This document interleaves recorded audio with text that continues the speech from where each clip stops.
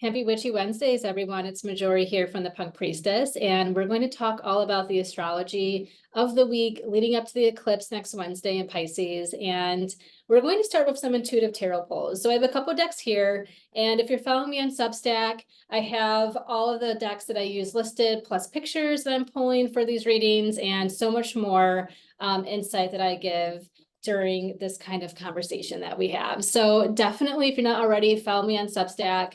That's where I put a lot of my time and energy during the week. And of course, follow me on social media, on my TikTok, on my Instagram, at the Punk Priestess. So yeah, let's kind of get into this. Gonna wash my hands with some Florida water here. So I've been very, very curious about this eclipse and just, collectively, what is it going to bring? I know I talked a lot about politics last week. I'm not going to get, too involved in it this week. But, I kind of feel like the vibe is in the Sabian symbols, see how it connects, personally as well as collectively and politically. But I've been watching this eclipse in Pisces, which is going to be next Wednesday. I've been watching it for a while and, kind of seeing what is it going to bring up. And it looks kind of, shaky. I'm not, super thrilled about it.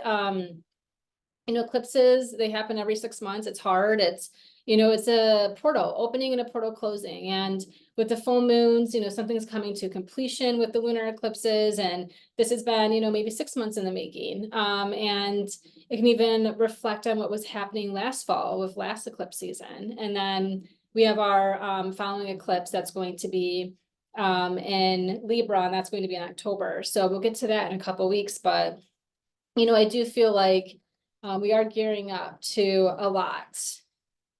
And we're going to start here for main energy. I'm going to pull some cards first, and then I'm going to read the Sabian symbols and talk a little bit more about the astrology of the week and of next week. So this is interesting. Already, I feel like we're going to talk about the Sabian symbols. I don't want to get too ahead of myself, but I did a lot of research this week on the astrology, but I feel like, of course, no coincidence here. The tarot cards that I'm pulling and the oracle cards are already mirroring what we're going to be talking about, the Sabian symbols. So, first off, the first card I pulled is just kind of like an overall energy read. I have here the Two of Wands upright, and then the oracle card I'm pulling is awareness. And the decks I'm using is Way Home Tarot by Everyday Magic, and then this is the Oracle of Oddities by Black and the Moon. So we have our Two of Wands here, and I love this card. This is a good reminder to just kind of like get going on things. It's definitely that Virgo drive of wanting to accomplish, wanting to pursue something, putting all of your devotion and dedication towards a new path and a new idea. And I do think there is this newfound awareness that we're having in our lives, also collectively too, but in our lives about what it is that we want to get going on. And it's just kind of seeing things in a new way. It's kind of seeing like, our plans, our systems, our structures that we already have in place, how they need to be refined, how they need to be rejuvenated, how they maybe need to be dismantled. And there's a lot of inspiration here, but the Two of Wands, I always kind of describe it as a dirt road. And the road it's here for us. It's here for us to walk. It's here for us to take. It's no longer an invitation. We're walking on it. And it's only a dirt road, though. It's not concrete. So we still have a lot to develop, a lot to establish on this road before it becomes more permanent, before it becomes more solidified. And just kind of thinking about, what has been the awareness given to you. I mean, we can think about the awareness that we have been given since the last eclipse season in April, but it's also thinking about, even the past couple of weeks of Virgo season, what has been that awareness and how have you taken action on that awareness? Where's this awareness, been coming from? Has it been coming from something internal?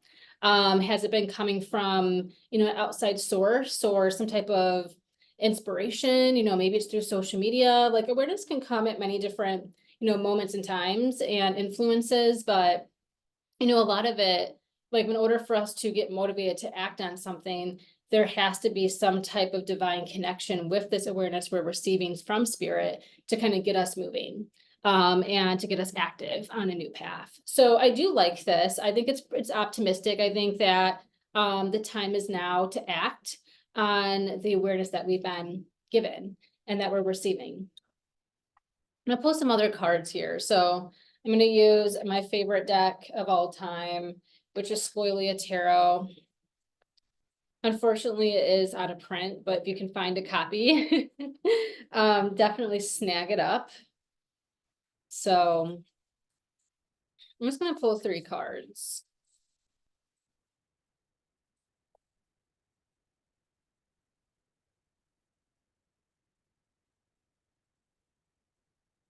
You know, I want to just quickly go back to this awareness card and the imagery, because there's snakes like at the feet, at the legs, like trying to bind this human, and then there's the birds above, and we can kind of think of this as like, you know,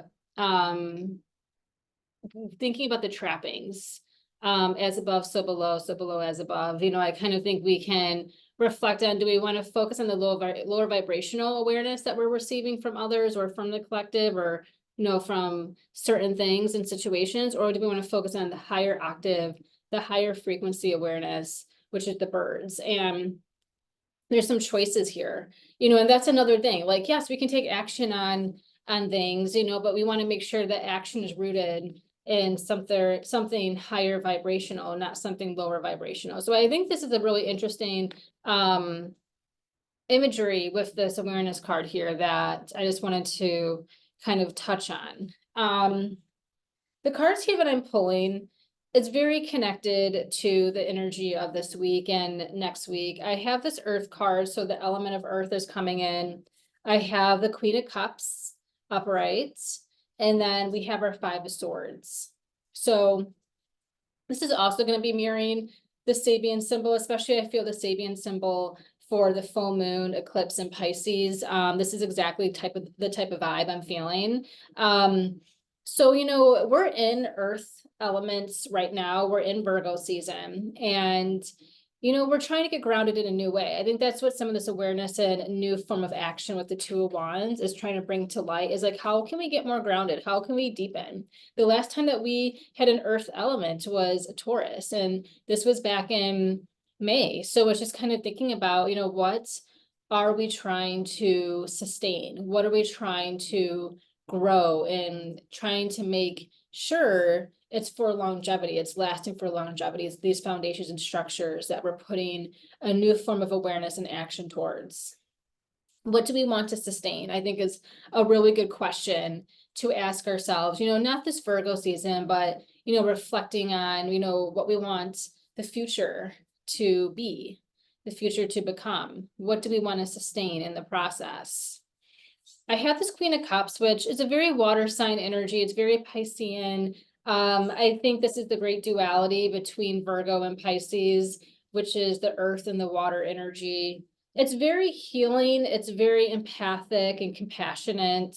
I think we want to make sure that we're moving in relationship with people who have empathy for others, just not their own social circles, just not their own little communities and themselves. Like, there's been a lot of selfishness, and like a thought that keeps playing in my mind is like, why don't other people care for other people? You know, just people only care for other people when, you know, there's some type of crisis or need a lot of times. And I think we've been conditioned with this very much Pluto and Capricorn era of looking out for our own success, our own achievement. And that's what Capricorn's about. It's very much like this lone wolf, this lone goat, you know, climbing the mountain. And that fishy tail can be isolation. It's like isolation towards our goals and fulfillment. And I think that it's time to embrace helping each other grow within community and a more humanitarian approach. And I always like talk about the Queen of Cups as reciprocal companionship, reciprocal energy, you know, gender inclusive, but it's just like, you know, are you pouring into someone's grass, and are they helping water and pour into yours? And I feel like we've been very focused on keeping up with the Joneses and, you know, the grass is always greener on the other side. But what if we all watered each other's grass to make everyone's grass green? And I think that's something that we need to kind of solidify, that type of healing, therapeutic, communal approach. And that's definitely like moving into the future here with the age of Aquarius, of Pluto moving into Aquarius. But I do think it is kind of time, when it comes to stability, when it comes to structures and what we want to sustain, how about we sustain some more nourishment within each other? And I think it's time to reflect on, you know, relationships. Of course, you know, Virgo is very female oriented. We can take this as, what type of female relationships and connections do we want to sustain? Do we need more of some type of female element and energy in our life? Do we need more healers? Do we need more mystics? I think we do. But I, you know, just kind of thinking, like, what are the type of compassionate, nourishing type of people do I need in my life that I maybe don't have? And this would kind of help my soul grow and get more solidified for the foreseeable future. So I do think like this is really good in like addressing that Virgo and Piscean duality of the healers. And it's like the mind, the work that's intentional and cultivating something genuine and, you know, helping and nurturing other people. And, you know, that's kind of the Virgo duality part of it. And then the Pisces is doing that, but in a more spiritual, mystical, holistic, creative way. But also not forgetting that there is, you know, some type of mental disfranchisement. It could be depression, it can be addiction, it can be anxiety, and that needs to be addressed. So there's like the lower vibration, the higher vibration, but none of this is kind of saying we have to heal or address these things alone. We can address these things in community and expect support. We have here the Five of Swords, and this is where, you know, this duality comes in at the Sabian symbols that we're going to be reading. And I think that there is a lot of mass and collective confusion of how to get to this space. How can we find more receptive, holistic, feminine, mystic support, spiritual support, and make it sustain the foreseeable future, have it sustain the foreseeable future? And I think the Five of Swords here is kind of saying that, you know, there's still a lot of confusion. There's still a lot of drama. It could be, you know, conspiracy. It can be fake news. Like, there's so many things that are distracting the goal of human connection, human compassion, and human nurturing.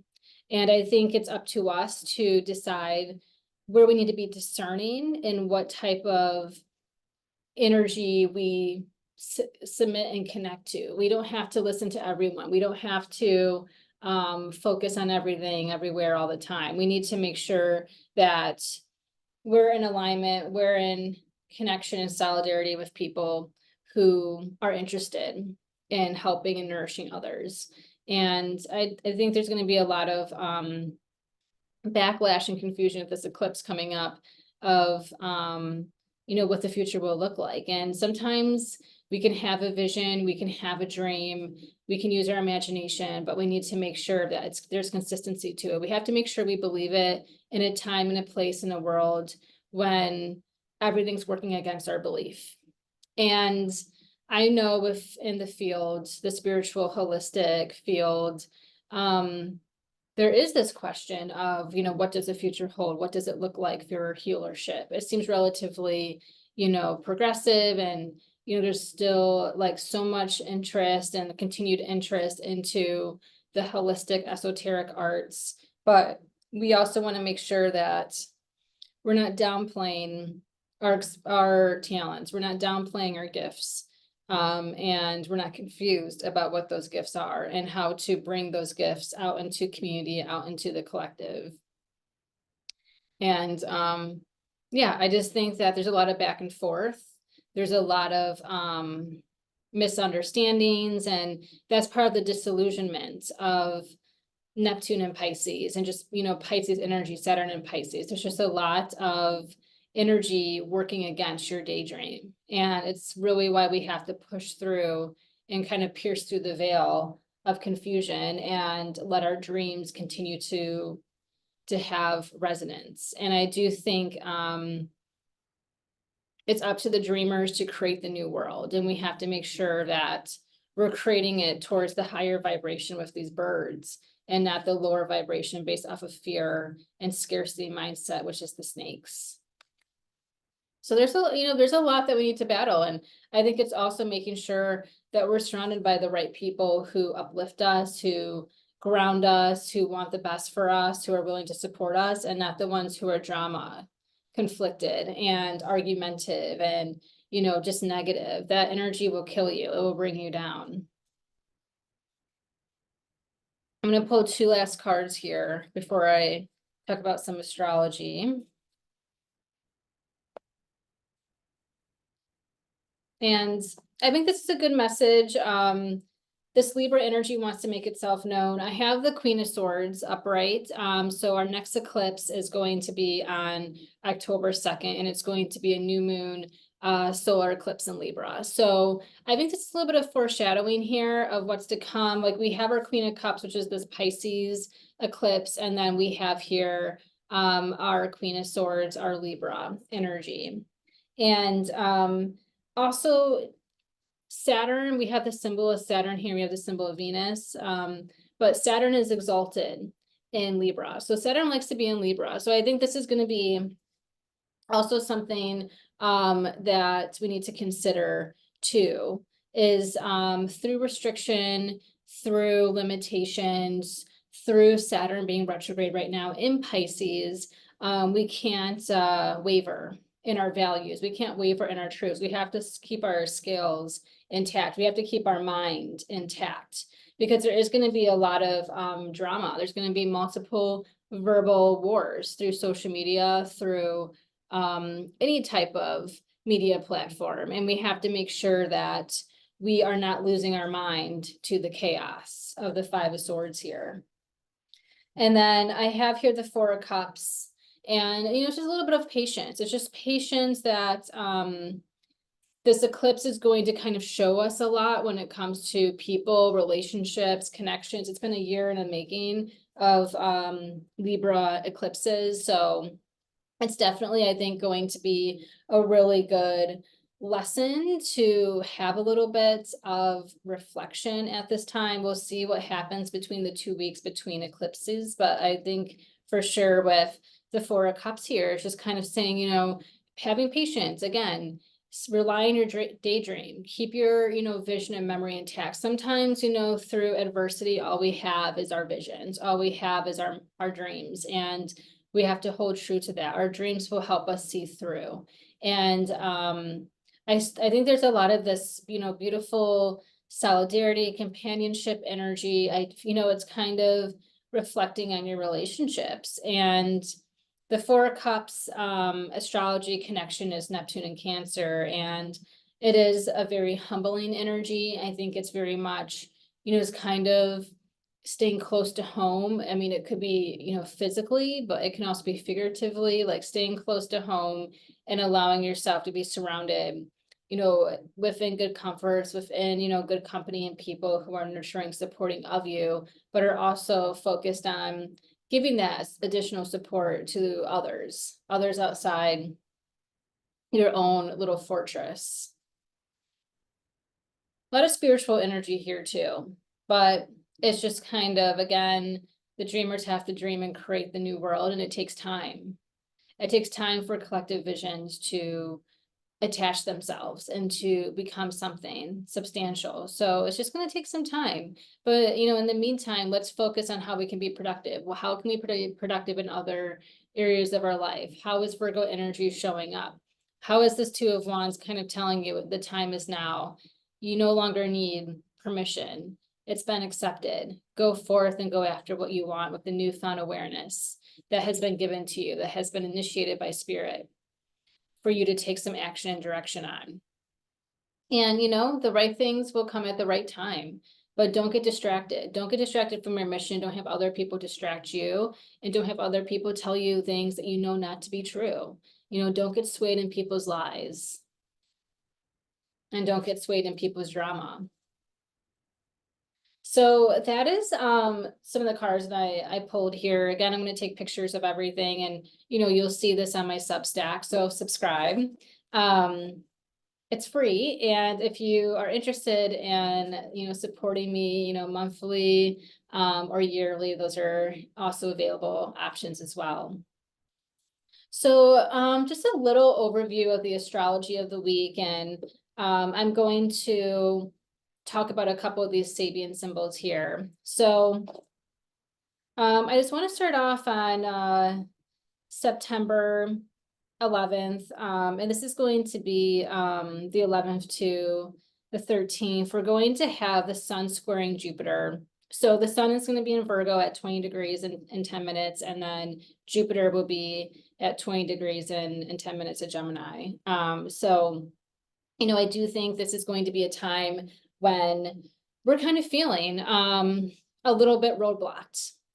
And well, it's kind of, I guess for me, I can give an example. I'm doing a lot of home designing right now, and there's been so many delays with my packages. I'm just like, oh my gosh, okay. I had this whole plan and vision to get this done in the living room, but now I got to, put this plan on hold and focus on the bathroom. And, there's like a lot of moving parts, but I mean, I just think definitely we can't get discouraged. With news information, things that we're seeing, with the squares, it's kind of like teaching us how we can persevere through limitation, through struggle. We have to be inventive. We have to be inventive. And I think it's an opportunity to be mentally inventive. Virgo and Gemini, they have the same ruling planet of Mercury, and Mercury's direct right now. So it's kind of asking us, well, how can we think outside the box when our initial form of action doesn't have the time, the place, the energy to go forward the way that we want it to, the way that we envisioned it to? How can we, reroute and continue on our mission? So I think that's going to be, something to think about. Watch out for arguments, watch out for, misunderstandings, disagreements, that could be like an all-time high. And, I just feel like don't rush things. Don't rush things. Maybe you want to wait to send an email to customer service or to call them. Like, just have some patience. Things are on their way, but, I think, for a couple of days, there might be a little bit of some hot water there. And, I just think it's all just kind of like constructive criticism, and it's like making us either stand firm or in our beliefs and visions, and just know the timing will come when the timing comes. And also it's like, let's get inventive somewhere else. Okay, if this doesn't work, then let's push in a different direction. And also on September 11th and September 12th, we're going to have Mercury sextiling Mars, and this will be at 4 degrees in 6 minutes of Virgo, and then 4 degrees and 16 minutes of Cancer for Mars. And, this is where I think there's a little bit more of this attention to details, attention to, are we taking care of our body? Are we taking care of our mind, of our spirit? If we're tired, let's take a nap. Like, I really do think like it's giving us permission to slow down a little bit, to rest, like, yes, we're doing a lot, but we still have to take care and nurture our soul and our spirit. And let's maybe find a little bit more of a holistic approach to unwind when we spent the whole day being very productive and analytical and, in the daily grind. Virgo, the 6th house is the grind. So I think this is a good reminder to just move a little bit more softly and allow things to flow and see what you find there. If you have a little bit more rest and downtime, maybe you have a rejuvenation of some of the ideas and a newfound focus. So I think that's a good reminder for the 11th and the 12th of September. So on September 14th and the 15th, we have Venus trining Jupiter, and Venus is in Libra right now. So this is going to be at 18 degrees and 53 minutes, and then Jupiter in Gemini at 20 degrees and 17 minutes. So I think this is a little bit of some harmony. And, Venus and Jupiter, they're kind of like lazy planets. They don't really want to like force things. And maybe, like the 11th through the 13th are going to be a little strenuous. So why not just relax on the 14th and the 15th, just, soften up. Don't, over push next weekend, and just allow yourself, or this weekend, just allow yourself to like vibe pretty much. And it's okay to enjoy some Phoenician things, like, a nice meal, or take yourself shopping, or buy yourself, flowers, or put flowers in your home. Like, let's have a little bit of like this beautiful like fall weather that's arriving pretty early. Maybe we want to go to a farmer's market, or we want to go apple picking at an orchard. Like, let's kind of make sure that we kind of embrace in some carefree timelessness and some fall activities those days. And then on September 18th, we have the full moon eclipse in Pisces. Oh, I want to just segue. Also on the 16th, we have Venus opposing Chiron at 22 degrees and 25 minutes of Libra, and 22 degrees and 25 minutes of Aries. And then we also on the 16th have Mars squaring the North Node at 7 degrees and 6 minutes of Cancer, 7 degrees and 6 minutes of Aries. So I will be talking about those Sabian symbols before I talk about the eclipse on September 18th. And that's a full moon eclipse in Pisces at 25 degrees and 47 minutes. So we're going to be reading the Sabian symbol for 20 degrees Pisces. And that's kind of where I'm feeling a lot of this energy from the spread is being directed towards. So I want to talk about Chiron a little bit, because Chiron is in Aries. And with Venus opposing Chiron right now, it is kind of bringing up a lot of the work that we've done collectively, personally, especially if you're going through your Saturn return, late 40s, early 50s, you've been feeling this for a while. But I do think a lot of what is coming up is how much we've changed and how much our relationships have shifted and changed. And maybe we used to be so in alignment with certain people, but now the scales, this Queen of Swords energy, this Libra energy, the scales are shifting. And, I think a lot of it is learning how to choose ourselves, learning how to prioritize our self-care and our self-mastery, and how that really does, play in our relationships. And, if we're doing that, we want to make sure other people are doing the same. And I think it's a little bit of a self-investment here. And just, I think it's a reflection of how much, work we've done on ourselves, or maybe how little we have done, if we still have relationships who are still, in our lives that really shouldn't be there. We need to cut off some of those connections.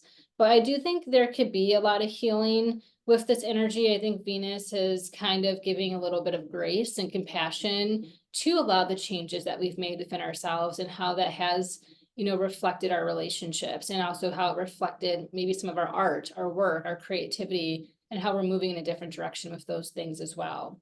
So I'm going to read the Sabian symbol for Libra at 23 degrees, and then I'm going to read the Sabian symbol for Aries at 23 degrees. So Libra at 23 degrees, and this is the book I have here by Dane Rudyard. This is an astrological mandala, and it has the 360 Sabian symbols in it. And this is a vintage copy, but you can use vintage new copies on Amazon or other, bookseller places. So the Sabian symbol is a chandelier's voice heralds sunrise. The keynote: a creative and joyous response to life processes. And this is a crow, or not a crow, I'm sorry, a rooster.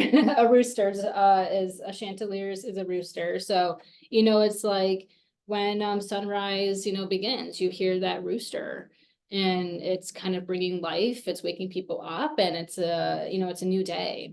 And this is kind of telling us, how we're responding to new beginnings, to renewal, to rebirth, and like I was saying here with the awareness, you know, how are we responding to the awareness that we're receiving? We can either go in a higher vibration with the awareness, or we can go, you know, towards the lower vibration. And, you know, it's good to be aware of, even though you can choose the high road, it's also good to know like the bad road, the low road. We have to know our options. And I think this is, you know, a good reminder to get going on some things. Even the Two of Wands here, it's just like, yeah, like, you know, it's sunrise, the rooster crows, and it's time to get going on life. It's time to start our daily task, time to get going. And you know, with this, it's a little bit deeper with the Sabian symbol, is focusing on making sure that we know that we have to live intentionally, because, you know, we only have one life. We only have one life. So let's kind of, you know, get going on pursuing what we need to pursue, on pursuing our passions. And this is a little bit of the Five of Swords coming into with the Sabian symbol. So I'm just going to read a little bit of the research I've done on the Sabian symbol. So a little bit about it is like people having blind faith, believing in absurdities. And then it's also a little bit about charlatans too. It's like, you know, we're having blind faith. We can have blind faith in our political system. We can have blind faith in a boss or, you know, a family member. But it's also, you know, when it comes to charlatans, when it comes to the new age and how it is a little bit more ambiguous, you know, it's not 100% scientifically proven, you know, all of the spiritual clairvoyance around us. And, you know, maybe it never will. Maybe we've tried to study it. There's been a lot of studies that have been shut down over the past centuries, but hopefully we'll have a little bit of revival with that. We slowly are with the psychedelic movement. But I feel like, you know, maybe more in the future, we'll have some more concrete evidence about some of these new age beliefs and systems and practices. But a lot of it is based off of your intuition. And, you know, through that, there's some people who are able to, you know, see through scams, see through charlatans, which is a very low vibration of Pisces energy is charlatans. It can be, you know, a very Saturn and Pisces energy, you know, and I do think this is kind of saying like, let's be awakened, let's be aware of who we're believing in and who we're trusting. It can be in a spiritual sense, it can be in a political sense, it can be in a personal, professional sense, religious sense. Like, let's make sure that we have our third eye open and not have blind faith. We don't want to get into a cult. We don't want to get into a cult here, but, you know, this is prime energy with Saturn retrograde in Pisces and Neptune retrograde in Pisces to get involved in something like that. And, you know, I think too, it's like, even, you know, sometimes the most aware, the most awakened healers who have been doing things for a very long time, you know, they're even, you know, not like, there's still so much growth. Like I always tell people, like, you know, you're always just going to be learning. This never ends. Studying, diving into the new age, spiritual, holistic, metaphysical fields, you're always just going to keep growing. I learn something new every day. And a lot of times when it comes to astrology, when I teach astrology, because I teach every month in person, and I always tell people, like, you know, you have to study, you have to read, you have to be aware. Like, there's never going to be a cookbook of every single thing. It's not just going to be a tell-all, one-all, you know, answer. And, you know, it takes a lot of time to, you know, understand this puzzle of life, and no one ever will fully understand it. And that might be the beautiful component of this work, but it can also be the daunting part as well. And, you know, as long as you're still living and breathing, there's still so much more to learn and discover, and taking the opportunity to do so and to find that awareness and that awakenness around you and inside of you. But yeah, it's just like, even, you know, the best of the best, the most aware, the most practiced, the most, you know, experienced are still, you know, trying to find their own journey, and are still trying to learn.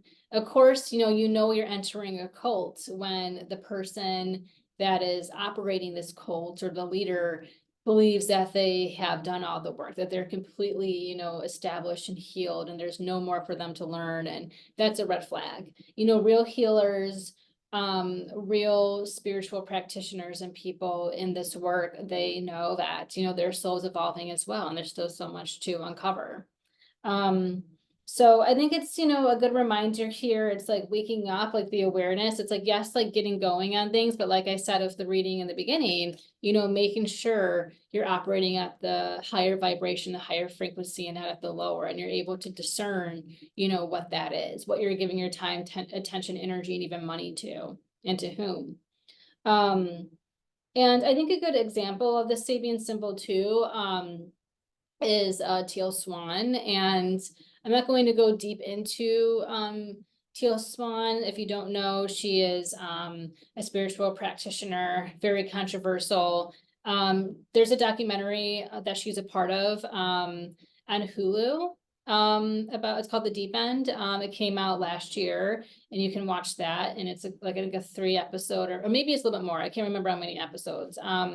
Maybe there's 4, but there's a couple episodes and in this series, and it's like goes in deep, literally in the deep end of her practice. So that's worth watching. Also, a couple of days ago, one of my favorite podcasts, the Mile Higher podcast, released an episode talking all about not only this Teal Swan documentary in depth, but like other things about her practice and her past, and what she's continuing to do for the future. So, we're not going to get into that here, but if you are more interested in kind of, understanding about a controversial spiritual practitioner who is in alignment to the Sabian symbol and how we have to have discernment, especially in a new age type of space and field, I will link the show notes to this, so you can listen to the podcast and watch the shows. That'll be available on my Substack. So I definitely think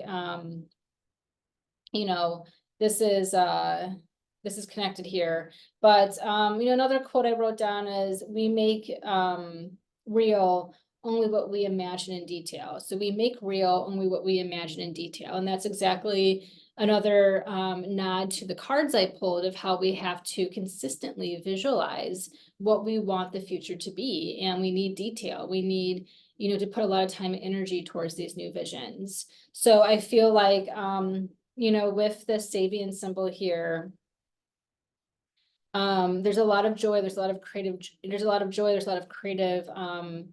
processes taking place that we have to make sure they're rooted in the right things. And, Chiron's very healing, and it's like, we want to make sure we're healing in the right directions, and we're using the right practitioners to help us heal. And of course, integrating with, medical science and studies and professionals, but also when we're taking more holistic routes, like, we're kind of like the Libra wing of the scales. It's like we want to, focus on not just, the medical, but we also want to focus on the spiritual and the holistic and the metaphysical. That also can be helpful as well. And we have to make sure that we have, some type of precaution here. And if like someone's ego is getting in the way, we need to like see that as a red flag. So yeah, that's that Sabian symbol. I'm gonna read the Sabian symbol for 23 degrees Aries here.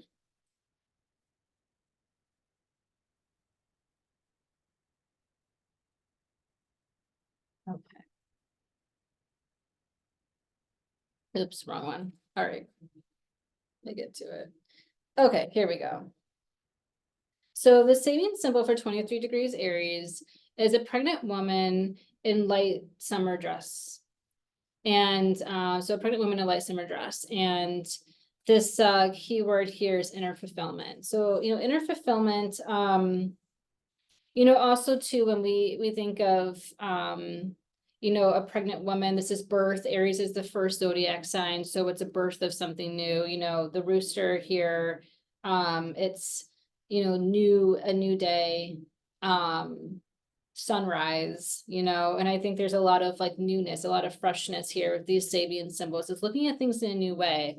And it is also to like birth creates new possibilities, and you know, it's making sure that we're continuing that forward momentum. I mean, I think the Two of Wands is a really great example of that. It's like that Aries energy of bursting into the unknown. It's a new beginning and like, you know, developing a new path as we go along and getting going on it. I was reading a little bit more here, but we have to make sure too that we're not just like being reckless or wanderously just wandering and like about. We have to make sure that we have the right navigation, the right, you know, path forward.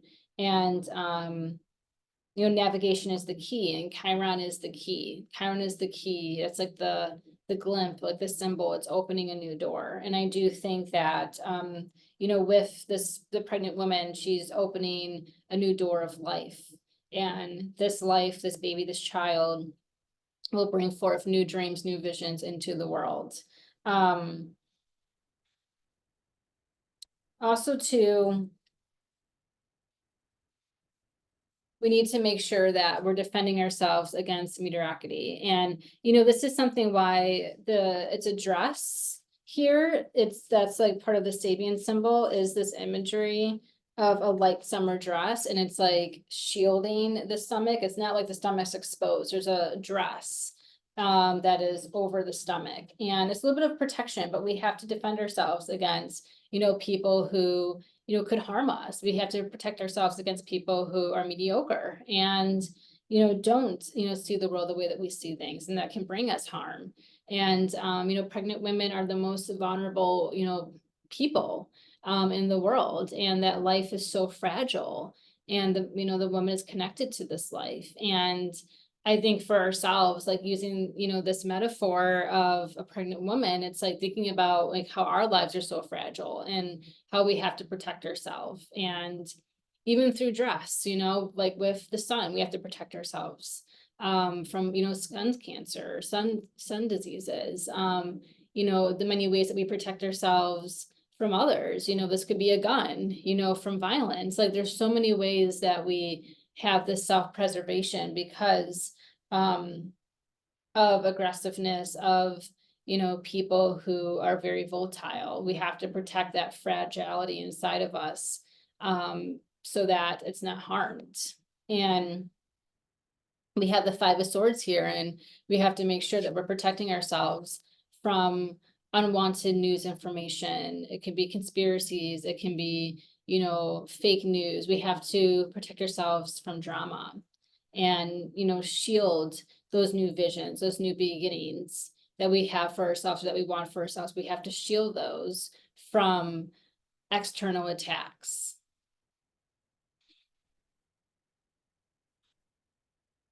So I think those both really connect very well. And, you know, I think too with, you know, Aries here and Chiron and Libra, it's definitely like Aries is a little bit more self-evolved and Libra is a little bit more collective and relational, but also too, like there's a big focus on the duality of that too. Like, you know, Aries have a huge focus for, you know, the collective because they have to lead, they have to be focused on people. And then Libra has to understand themselves because they have to work within relationship with others. So you have to know yourself in order to show up correctly in your relationship. So, you know, I do think there's this reflection here of like, how much have I changed? How much have I healed? And how am I able to connect with, you know, society, people in my life? And are these people, you know, putting harm in my way?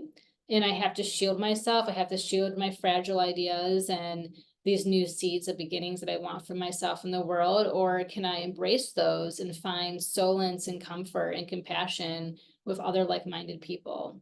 And, you know, we want to make sure that we're able to bring our ideas to the right people and not get scammed in the process, or if we're vulnerable, not get ridiculed. So, you know, there's a lot here. It's very personal, it's very sensitive, but, you know, see how this is relating to your own personal life. We're going to talk here about Mars squaring the North Node in Cancer.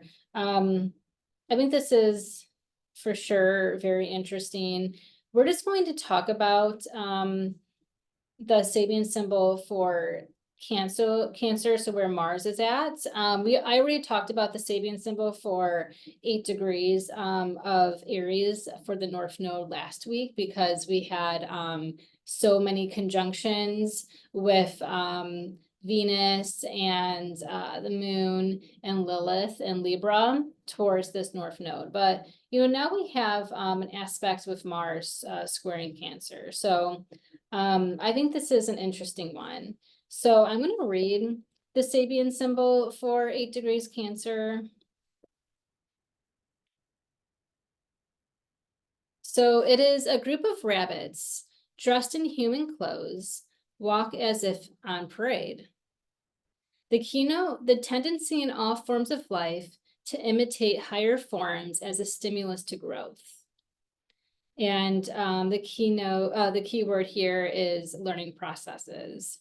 So I think this is definitely connected to that spiritual energy of imitation. Imitation is art, but mentorship, and who are we looking up to? That's why I think it's good, watch that Teal Swan documentary, as well as listen to the podcast from the Higher Mile Club.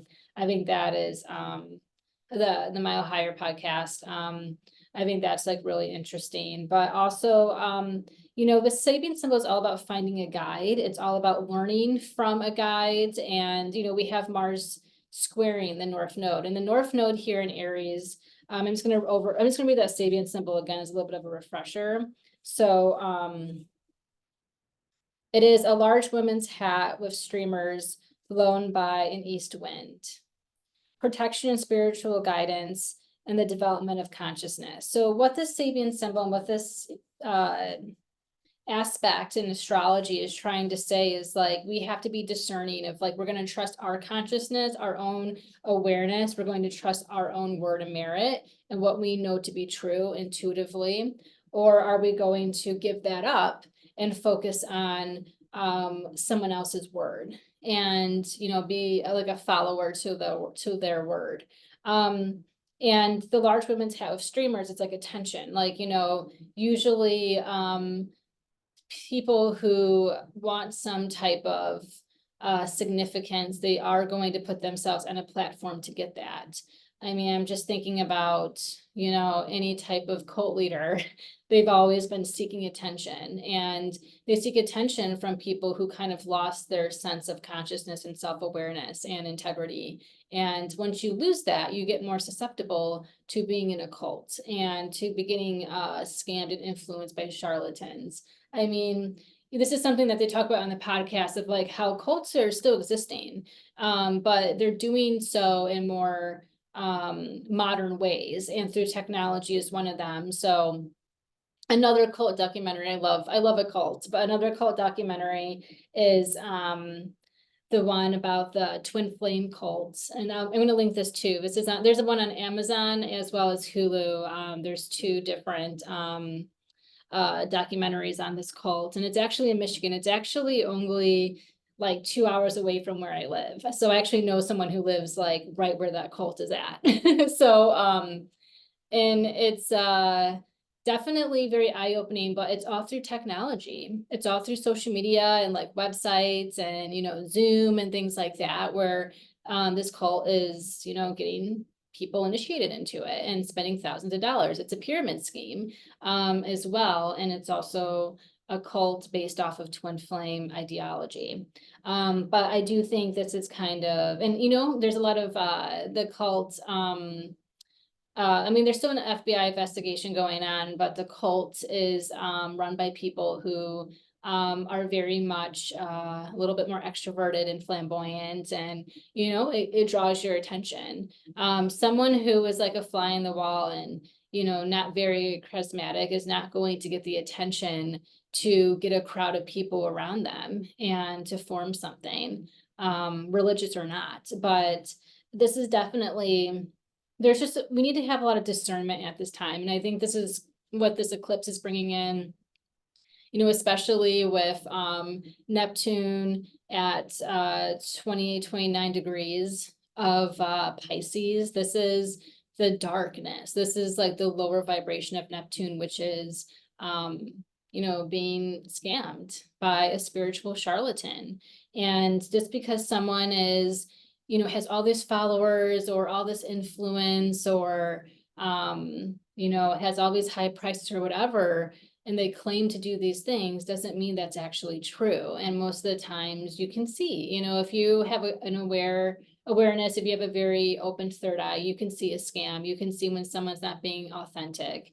But some people, they're on a healing journey. And, I think that's that Mars Cancer energy. They really want connection. They really want fulfillment and groundedness within themselves and within them soul. They want compassion. They want someone to listen to, and they get more susceptible to being in a cult and or to being like taken advantage of. It doesn't have to always be a cult, just being, manipulated and taken advantage of. It doesn't even have to be, like emotionally. It could be mentally taken advantage of. It could be, with their financial, standpoint, being financially taken advantage of. They all kind of filter in and out. They kind of all weave out within each other. But yeah, I feel like the Sabian symbol is making sure that you find a guide that is someone who doesn't work against your best interest, and they, help support your spiritual growth and development, but they're not trying to look for necessarily, much in return. Like, yes, you can pay for a service, but it's not like you still feel like you have a sense of free will. When you feel like your free will is being jeopardized, that's when you have to have some red flags like raise up inside of you and be like, maybe this isn't right. But, I feel like with this, it's like we can copy, we can, learn from a master. That's how Reiki is initiated. Like, you learn from a Reiki master. That's the only way that it can be passed on. You can't just get Reiki, through the air. You have to, go through an energetic training. And then, with anything, like there's so many, like I'm a Reiki practitioner, but so there's my Reiki, master that I have learned from. He's not looking for something, from me, like in forms of control. It's like, this is something that you can use. This is a gift. Reiki is a gift that you can use to not only help your own life, but to help others and pass that gift along. There's a different component to it. It's more, take this spiritual wisdom and guidance, learn from it, and self-master it yourself. And focus on how you can be a better spiritual healing being. There's so many books, like Dan Rodnar is one of my favorite astrologers. Learning from a master helps you, become a master. It helps you gain mastery yourself. But we have to make sure, again, that we have discernment in that. Discernment in certain teachings, discernment in certain wisdom and knowledge and skills. But we have to learn from each other, and we have to support each other in that growing experience. And that's how we can develop and understand and emerge our own skills. Like by, going through a Reiki course, you understand, you learn, okay, I have these abilities inside of me to help and heal others and to work on, my own energy within myself, and to be more aware of my chakras and tuning them up and aligning them and making sure that they're healthy. You learn things and your skills develop over time through study and through connection with your teachers and with your guides. Another example, I think of this outside of a spiritual context, but it's still creative, is fashion. Like in my former life, I was a fashion designer in New York City, and you have to learn, you have to, go to school and learn the foundation. And Mikhail Bershkinov's favorite quote is, "The fundamentals are the building blocks of fun." I mean, that's, such a Virgo quote as well, but it's just like, you have to learn the fundamentals. You have to get taught the fundamentals, and then you can build off of those fundamentals and have fun developing your skills and your creative potential. And I feel as well, with the rabbits, it's like dressing up. It's playing dress up. We play dress up and until we become, it becomes real. It's like, for example, when I was younger, I would dress up and, love to play the model and pretend I was on a runway and design clothes and things like that. And then before I knew it, I was the one doing those things. So, you know, it's like we play dress up until we end up recognizing that this is, you know, what we want, and we envision it to make it real. And like by dressing up, we're imagining, we're using our creativity, and that imagination is very Piscean. It's also very Cancer. Cancer is very holistic, creative. It's that water sign energy. So, so yeah, and it's, you know, just making sure like, yes, you know, it's good, you know, we need to have attention. It's good to have attention, but it's also, we don't want to take ourselves too seriously. And we don't want people to, we don't, I guess, kind of take us too seriously as well. But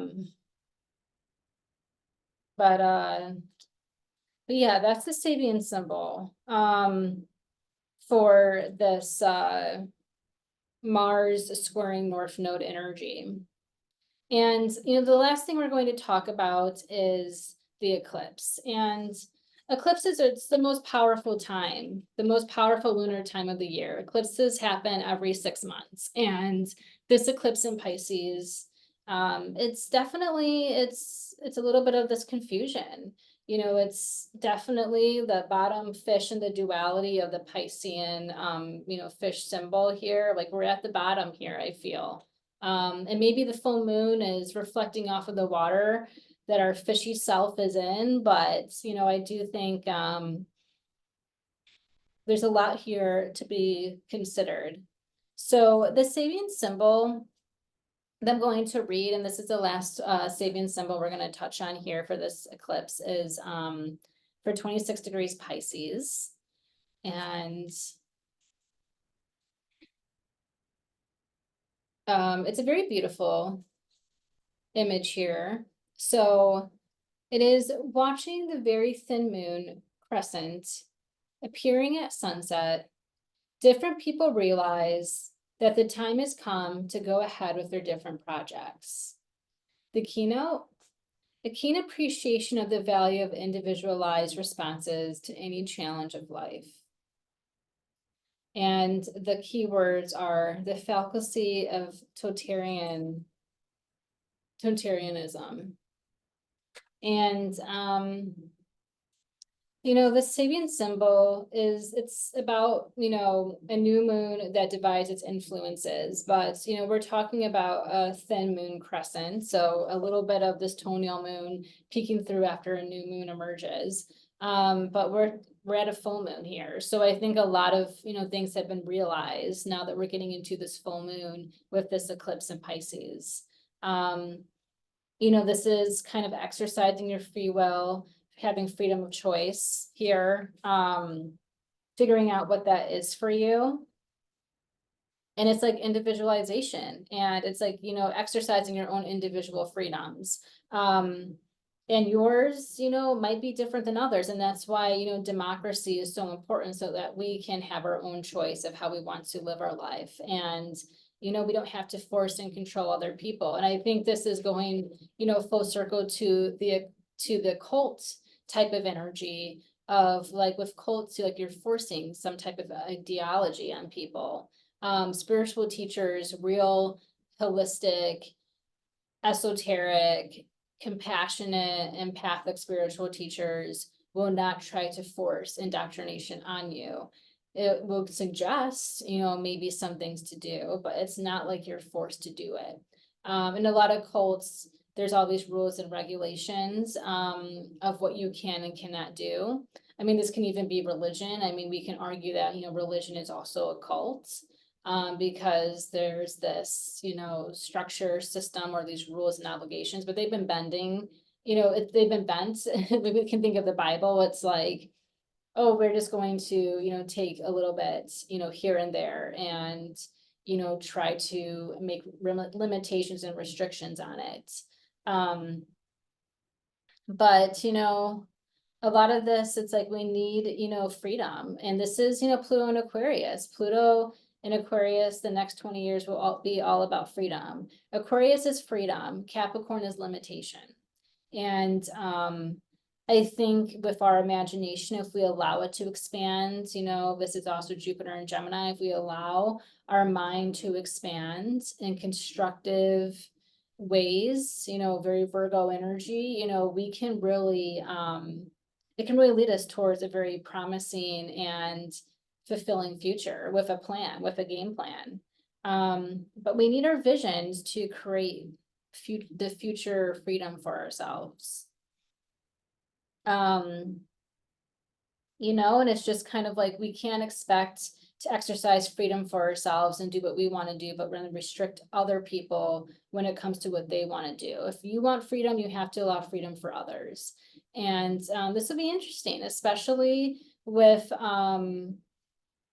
Neptune going into Aries. The last time that happened was during the Civil War. And what were we doing? We were trying to free the slaves. We were, you know, fighting for freedom here. And I think this is, you know, going to be interesting. We're going to see what comes about, you know, next spring when Neptune goes into Aries. But until then, you know, it's retrograde in Neptune. And we have to kind of, it's a delicate time. It's a delicate time to make sure that we're focusing on a new form of action and we're defining ourselves, we're committing ourselves to these new dreams and visions. That's why, you know, I think it was, you know, interesting with the Sabian symbol of the woman who's pregnant and she has that thin sundress on. She's there, it's delicate. She's protecting that new birth, those new ideas, that new baby. And we have to do the same. And we have to focus on the freedoms that we want for ourselves in the future and the freedoms that also we want for others. And we're not going back to the way things once were. And I think this eclipse, because the next 2 years, we're going to have the eclipses in and out of Pisces. So we're getting in and out of Pisces and Virgo. So because in January of next year, then the moon's nodes are going to move into Pisces and Virgo. So we're getting a little bit of a sneak of the next 2 years until like 2026. And this is going to be a clear indication of, you know, how we can exercise more freedom. And what we are thinking about now, like what's restricted now, do we still want that same restriction, you know, moving forward? But we have to think about things. It's, you know, the Sabian symbol also as well. It's more so, you know, the time has come to go ahead with, you know, their different projects, but, you know, that's with the thin moon, the crescent moon. We're at a full moon. You know, this is a time of completion. This is a time of everything being illuminated to us. And then we have the waning moon, where we're kind of reflecting on everything that was revealed to us, these new awareness and revelations. So I think this is also kind of alluding to hangman energy with the full moon of just like, you know, we have to suspend ourselves willingly. We have to reflect on a lot of these realizations and all these new awarenesses coming in. We have to think clearly about what type of action that we want to take. You know, now is maybe not the time to 100% push forward with a lot of this Piscean energy right now. We still have to spend some time in isolation and self-reflection, and that is the hangman. That is why the hangman rule is Neptune. Eventually, we'll have our feet back on the ground and be able to run towards something. Maybe that will be when Saturn goes direct again on November 15th, you know, but I feel, and that could be, you know, when we're talking about the election and politics, we're still in limbo. You know, this is still a time when we just don't know. And I mean, we can, you know, assume, we can study, we can speculate, but we still don't know. No one knows the future. We can only just attune to it, which is why it's so important to visualize and create, like these other Sabian symbols have been saying. It's a time to create the future that we want, but in the meantime, we can't rush towards it with this four of